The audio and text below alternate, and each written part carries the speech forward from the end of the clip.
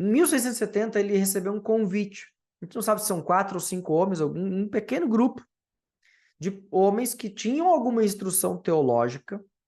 Eles resolveram se encontrar regularmente para uma troca de ideias sobre assuntos teológicos. Então, não tinha assim, um propósito maior. Era apenas um pequeno grupo de homens para trocar umas ideias sobre teologia. E eles se encontravam aos domingos e quarta-feira, aos domingos, para discutir o texto que foi pregado no culto e nas quartas-feiras para um momento de oração. No começo, o Spener fazia o seguinte, ele trazia um livro e eles liam um livro edificante, faziam comentários e tinham espaço para bater papo. Tá? Então, era um círculo de leitura de livros, não era da Bíblia. Era um círculo de leitura de livro, de algum livro cristão ou teológico, para conversar. O objetivo, encorajar uns aos outros na piedade. Tá? Então, buscar um crescimento de fé.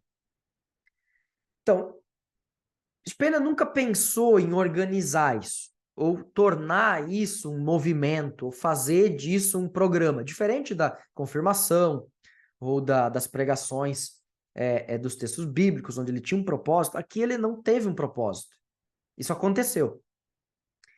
Então, no final daquele ano de 1670, aconteceu o seguinte, o grupo tinha crescido para 20 homens.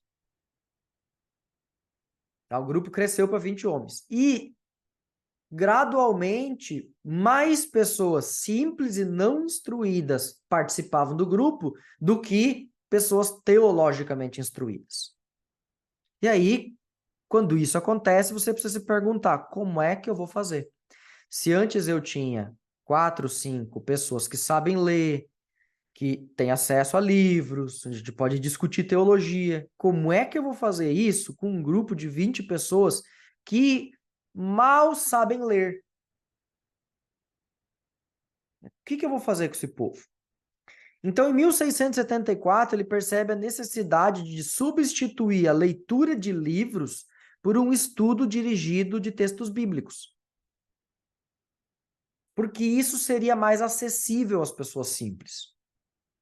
Tá? E isso traria mais benefício às pessoas simples. Por quê? A gente sabe aqui nós estamos num grupo de pessoas teologicamente instruídas. Aqui a gente pode falar sobre história da igreja, aqui a gente pode falar sobre teologia, a gente já tem uma caminhada. Se nós fizéssemos isso daqui, a mesma coisa, com pessoas simples, que nunca tiveram acesso, a gente estaria tendo que fazer o quê? Pegar uma narrativa do evangelho, ler essa narrativa e trazer para o simples da vida, para o cotidiano, para aquilo que ajude essas pessoas. É isso que ele fez. Assim, em 1675, já eram 50 participantes no grupo, tá? A questão é que não tinha muito modelo, o Spener não tinha para quem perguntar, como é que você faz o teu grupo? Estou precisando de umas ideias. Porque ninguém fazia isso. Então ele não tinha um modelo para se basear, ele tinha que achar um jeito daquilo funcionar. Ele sabia que em Amsterdã haviam grupos dessa maneira, tá?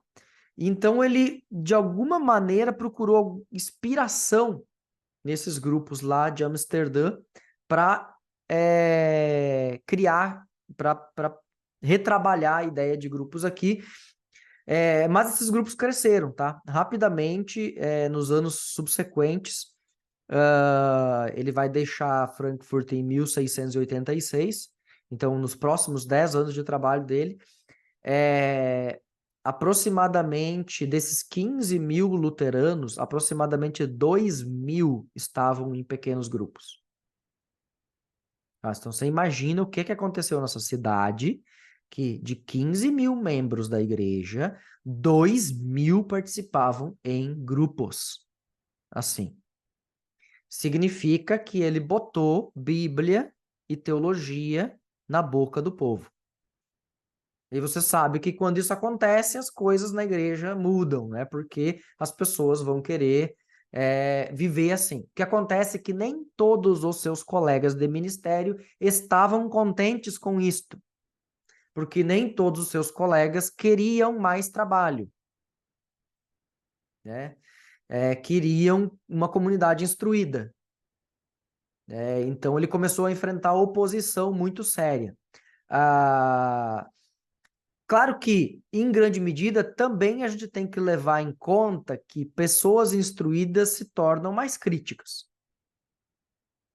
E então é muito provável que muitos desses grupos se tornaram críticos dos outros pastores.